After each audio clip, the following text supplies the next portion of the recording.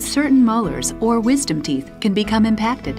But your canine teeth may also become impacted, requiring surgical treatment. This video tells you more about that treatment. Canine teeth, sometimes referred to as eye teeth, are located between the incisors and the premolars. When these teeth are in a position that will not allow them to enter the mouth, they are said to be impacted. Patients who have impacted canines are generally treated by an orthodontist and an oral and maxillofacial surgeon.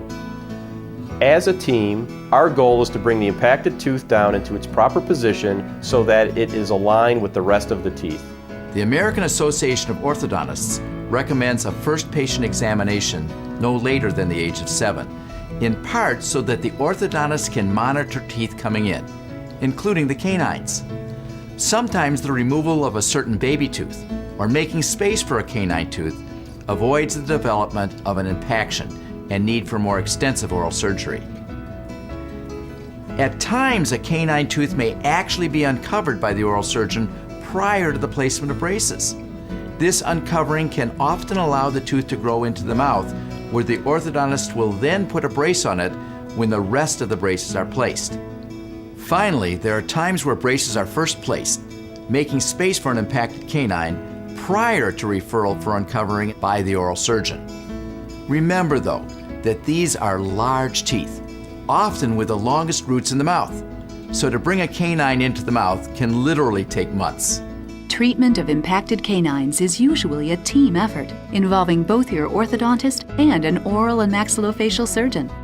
Your orthodontist will refer you to a surgeon who will meet with you to evaluate your individual situation, discuss the procedure, perform certain diagnostic tests, and schedule the surgery. For surgery, it's very important that the mouth be clean. We ask patients to brush and floss their teeth as usual.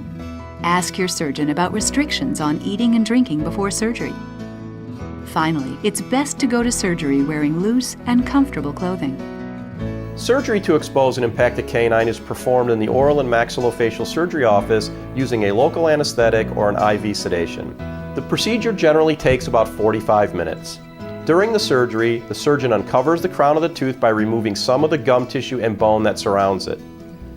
Depending on the individual case, the oral surgeon may place a dressing over the tooth that will be removed after 10 to 14 days. In other instances, the oral surgeon will bond an orthodontic bracket and gold chain onto the exposed tooth.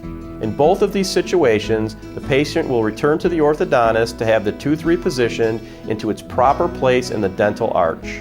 Recovery was very fast. It was probably over the weekend. And I know the swelling, of course, was there for a couple days, but overall I felt great. It wasn't as bad as I thought, so that was exciting. We ask patients to return to the oral and maxillofacial surgery office within 7 to 10 days after surgery to evaluate the healing process and make sure they are maintaining good oral hygiene. The cosmetic benefit of having a canine in the mouth is that it truly is the cornerstone of the smile. We've all seen people who've lost their upper eye teeth, and as a result, the lips appear sunken in and thinned. This prematurely ages the smile in the face. The roots of the canines provide the support for the corner of the mouth and your smile. Of course, I'm not done with my treatment yet, but I know the tooth is moving. It is coming down, and soon we're gonna all have the excitement that that tooth is gonna be out and they're gonna be able to align it into place, and I'm gonna have a beautiful smile at the end.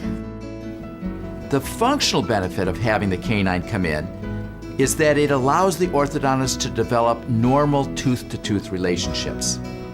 These long-rooted canine teeth take a lot of the chewing pressure, and without them, other teeth in the mouth can become overloaded and damaged. To find out more about the surgical treatment for impacted canine teeth, consult your orthodontist or your oral and maxillofacial surgeon.